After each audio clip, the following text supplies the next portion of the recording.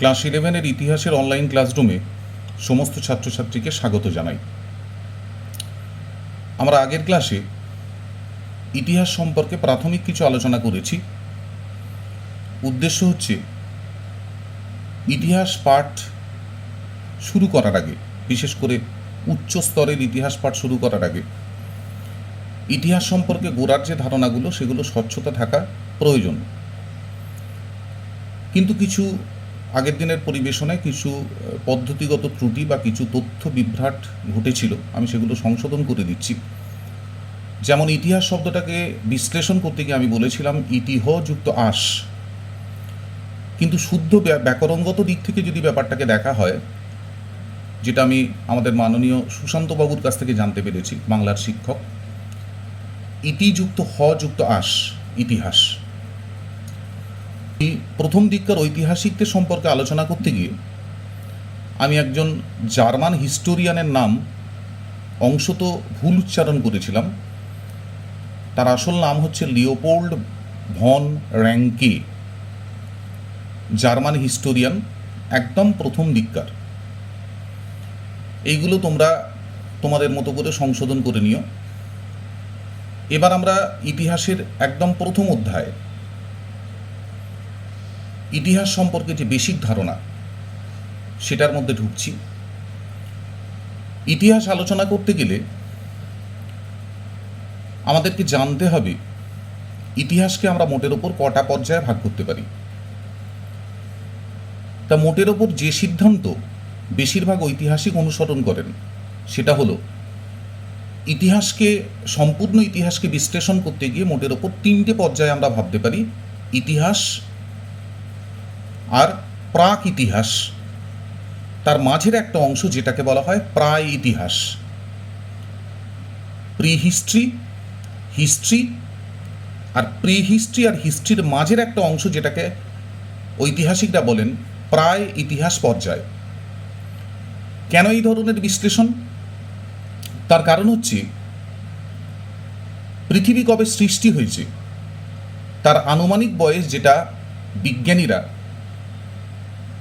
অনেকটা একমত হয়েছেন, সেটা হচ্ছে প্রায় আজ থেকে 4.5 বিলিয়ন বছর আগে।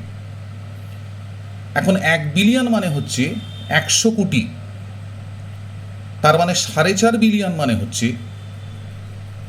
450 কোটি। আনুমানিকভাবে আজ থেকে 450 কোটি বছর আগে পৃথিবীর উৎপত্তি ঘটে। তবে তোমরা অনেকেই জানো যে পৃথিবীর উৎপত্তির একদম প্রথম পর্যায়ে পৃথিবীর বুকে কোনো প্রাণের অস্তিত্ব ছিল না। তার কারণ তখন পৃথিবীটা ছিল একটা জ্বলন্ত অগ্নিপিণ্ড। বনবন করে সূর্যের চারিদিকে ঘুরতে ঘুরতে ঘুরতে ঘুরতে একটা সময় পরে তার ওপরের পৃষ্ঠ আস্তে আস্তে ঠান্ডা হতে আরম্ভ করে। সেখান থেকেই পাথরের ফরমেশন, এবং তার অনেক দিন পরে যখন পৃথিবী তাপমাত্রা প্রাণের অস্তিত্বের উপযুক্ত হয়েছে, তারপর থেকে পৃথিবীতে ধীরে ধীরে প্রাণের সঞ্চার ঘটেছে এবং সেটা ক্রমশ বিবর্তন ঘটে আজকে আমরা যে প্রাণগুলোকে পৃথিবীর মধ্যে দেখতে পাই সেই ফরমেশন তৈরি হয়েছে। তার মানে পৃথিবীর ইতিহাস আলোচনা করতে গেলে তোমাকে যেতে হবে আজ থেকে 450 কোটি বছর আগে, আনুমানিক। কিন্তু মুশকিল হচ্ছে ইতিহাস যেহেতু মূলত মানব সভ্যতাকে নিয়ে, তাহলে পৃথিবীর জন্মের প্রথম কয়েকশো কোটি বা পৃথিবীতে সেভাবে প্রাণের অস্তিত্ব ছিল না বলে সেই পর্যায় সম্পর্কে আমাদের ধারণা খুব সীমিত, যদিও সেটা নিরন্তর বিজ্ঞানীদের আলোচনার বিষয়বস্তু। বর্তমান যে মানব জাতি, যার পূর্বপুরুষকে বিজ্ঞানসম্মতভাবে বলা হয় হোমোস্যাপিয়েন্স, এই হোমোস্যাপিয়েন্সদের বিবর্তন শুরু হয়েছে মোটামুটি আনুমানিক 2.5 মিলিয়ন বছর আগে। এখন 1 মিলিয়ন মানে হচ্ছে 10 লক্ষ, তার মানে 2.5 মিলিয়ন মানে হচ্ছে আজ থেকে 25 লক্ষ বছর আগে হোমোস্যাপিয়েন্স, এই যে ক্যাটাগরির human beings, the first form of human beings, এর আবির্ভাব ঘটে পৃথিবীতে আজ থেকে 2.5 মিলিয়ন বছর আগে, তার মানে 25 লক্ষ বছর আগে। আর যদি আধুনিক মানুষের উদ্ভব সম্পর্কে ধারণা করা যায়, আধুনিক মানুষ, যে মানুষ আজকে আমরা চোখের সামনে দেখতে পাচ্ছি, তবে সেটাও মোটামুটি ঘটেছে ধরে রাখতে পারো 2 লক্ষ থেকে 3 লক্ষ বছর আগে। 2 থেকে 3 লক্ষ বছর আগে আধুনিক মানুষের ধারণা বা আধুনিক মানুষের গঠন মোটামুটি তৈরি হয়েছে। এখন যদি আমরা তর্কের খাতিরেও ধরে নিই যে আধুনিক মানুষের উদ্ভব ঘটেছে আজ থেকে 2 লক্ষ বছর আগে, তার অর্থ কি দাঁড়ালো? ওই সময়কালে পৃথিবীতে আগমন ঘটেছে, তার মানে প্রথম যে মানব জাতি তারা কারা? অন্তত আজ থেকে আমাদের 6000 প্রজন্মের পূর্বপুরুষ। মোটামুটি একটা মানুষের জীবদ্দশাকে যদি ভাগ করা যায়, তার মানে হচ্ছে পৃথিবীর মানব জাতির ইতিহাসে যদি আলোচনা করতে হয়, সেটাও অনেক পুরনো, অনেক দিনের পুরনো। এবার ইতিহাস বলতে আমরা যেহেতু বুঝি লিখিত ইতিহাস, তার মানে লিখিত ইতিহাস শুরু হওয়ার আগেও পৃথিবীতে মানব সভ্যতার ইতিহাস কিন্তু দীর্ঘদিনের। সেই ইতিহাসের যে ঐতিহাসিক নিদর্শন আমরা পাই, সেগুলোকে বিচার বিশ্লেষণ করে মানব সভ্যতার ইতিহাস নিরন্তর গবেষণা করে চলেছেন, ইতিহাস সম্পর্কে গবেষণা করে চলেছেন সারা পৃথিবীর হাজার হাজার লক্ষ লক্ষ ইতিহাস গবেষক। তাহলে ইতিহাসের আলোচনা আমরা শুরু করছি ইতিহাস বোধ, আন্ডারস্ট্যান্ডিং হিস্ট্রি, এই প্রথম অধ্যায় দিয়ে। তাহলে মোটামুটি ইতিহাসবিদদের সিদ্ধান্ত অনুসারে আমরা ইতিহাসকে 3টে ভাগে ভাগ করতে পারি। একটা হচ্ছে প্রাক ইতিহাস, প্রি হিস্ট্রি, প্রায় ইতিহাস, প্রোটো হিস্ট্রি এবং ইতিহাস হিস্ট্রি। আমি আগেই উল্লেখ করেছি, যদি পৃথিবীর বয়স ধরা হয় 4.5 বিলিয়ন, তার মানে 1 বিলিয়ন মানে হচ্ছে 100 কোটি বছর। তাহলে পৃথিবীর জন্ম যদি 450 কোটি বছর আগে হয়ে থাকে, পৃথিবীর বুকে মানব জাতির প্রথম রূপ, যেটাকে বলা হয় হোমোস্যাপিয়েন্স, তাদের বিবর্তন শুরু হয়েছে মোটামুটি 2.5 মিলিয়ন বছর আগে। 1 বিলিয়ন মানে 10 লক্ষ, তাহলে 2.5 মিলিয়ন মানে হচ্ছে 25 লক্ষ। আর যদি আধুনিক মানুষের উদ্ভব সম্পর্কে ধারণা করা যায়, তাহলে সেটাও ঘটেছে মোটামুটি 2 লক্ষ থেকে 3 লক্ষ বছর আগে। তাহলে যদি আমরা তর্কের খাতিরেও ধরে নিই আধুনিক মানুষের উদ্ভব ঘটেছে 2 লক্ষ বছর আগে, তার মানে এই সময়কালে পৃথিবীতে আগমন ঘটেছে আজকে আমরা যারা প্রজন্মের মানুষ, তার আগে অন্তত 6000 প্রজন্ম। এই 6000 প্রজন্মের পূর্বপুরুষ এরা সবাই কিন্তু ইতিহাসের অংশ। এখন প্রশ্ন হচ্ছে, সেই ইতিহাসকে আমরা জানতে পারি? প্রায় কিছু জানতে পারি না। তার কারণটা হচ্ছে সে সময়কার কোনো লিখিত ইতিহাস পাওয়া সম্ভব নয়। মোটামুটি লিখিত ইতিহাস শুরু হয়েছে ধরে রাখতে পারো খ্রিস্টপূর্ব 3200 অব্দ, এই সময় থেকে। তার কারণ ওই সময়ে প্রত্নতত্ত্ববিদরা মিশর থেকে আবিষ্কার করেছেন এমন কিছু লিখিত দলিল, যেগুলো মোটামুটি 3200 খ্রিস্টপূর্ব অব্দের সময়কার। 3200 খ্রিস্টপূর্ব মানে হচ্ছে যীশুখ্রিস্টের জন্মের 3200 বছর আগেকার। তাই আমরা ধরে নিতে পারি ইতিহাসের সূচনা হয়েছে খ্রিস্টপূর্ব 3200 অব্দ থেকেই। এর আগে পর্যন্ত, অর্থাৎ পৃথিবীর বুকে আধুনিক মানুষের আগমন থেকে খ্রিস্টপূর্ব 3200 অব্দ পর্যন্ত পুরো সময়টাই প্রাগৈতিহাসিক যুগ হিসেবে চিহ্নিত। তার কারণ ওই সুদীর্ঘ সময়কালের কোনো প্রামাণ্য নথি কোনো লেখা ইতিহাস আমরা পাই না, এখনো পর্যন্ত আবিষ্কৃত হয়নি।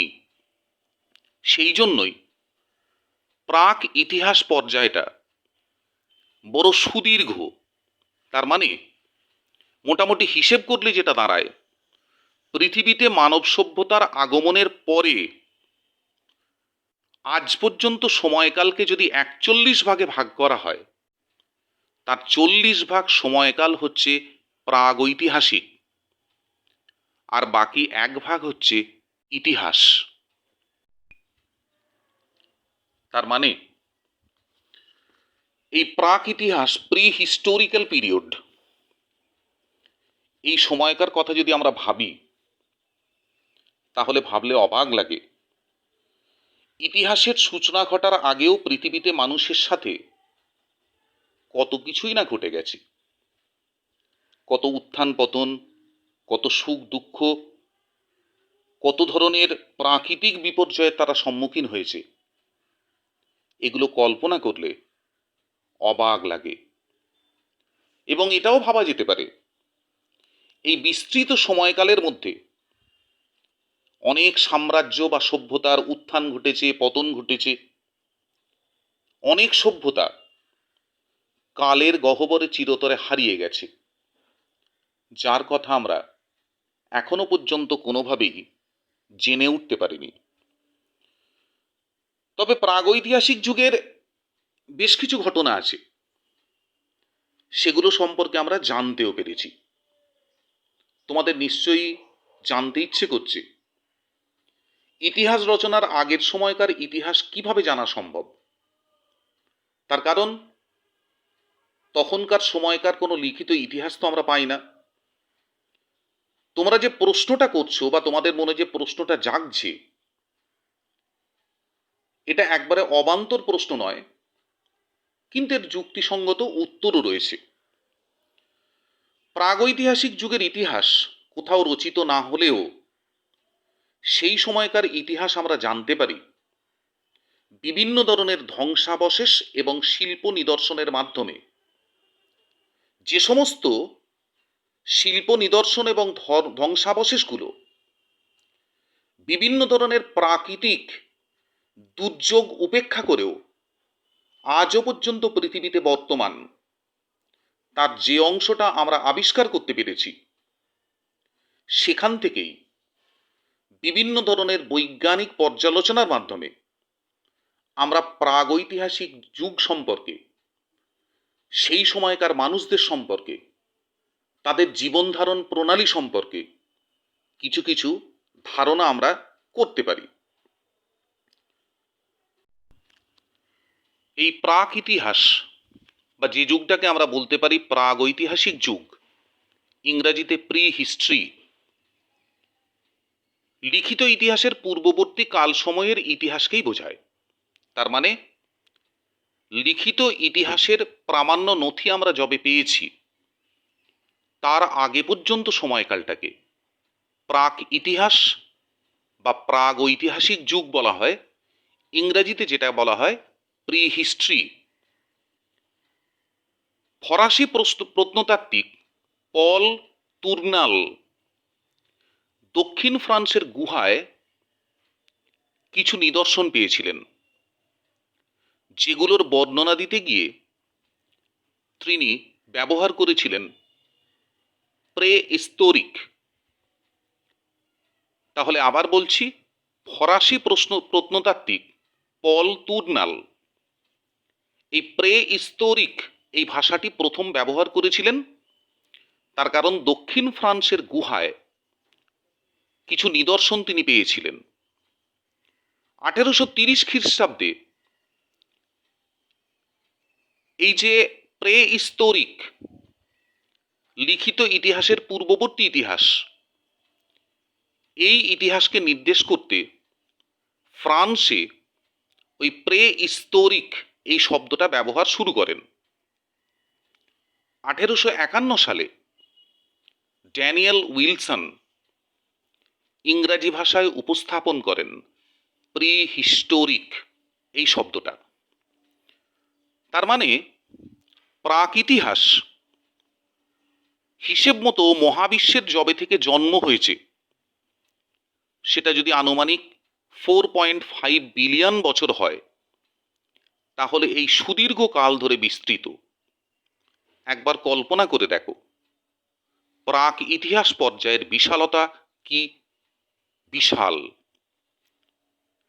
তবে পরিভাষাটি, এই যে প্রি হিস্ট্রি, এই টার্মটা এখন ব্যবহার হয় মূলত পৃথিবীতে প্রাণের আবির্ভাবের পরবর্তী ইতিহাসের বর্ণনা দিতে।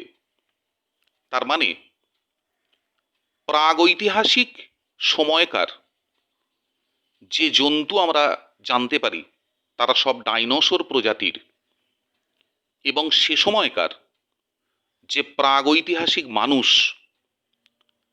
যাদেরকে আমরা চিনি গুহা মানব হিসাবে, তার কারণ তখন সভ্যতার জন্মের কোনো প্রশ্ন ছিল না। নিখাদ প্রকৃতির মাঝেই বিভিন্ন ধরনের প্রতিকূলতার বিরুদ্ধে লড়াই করে গুহাবাসী মানুষ তাদের প্রাণ ধারণ করত, তাদের জীবন চালাতো।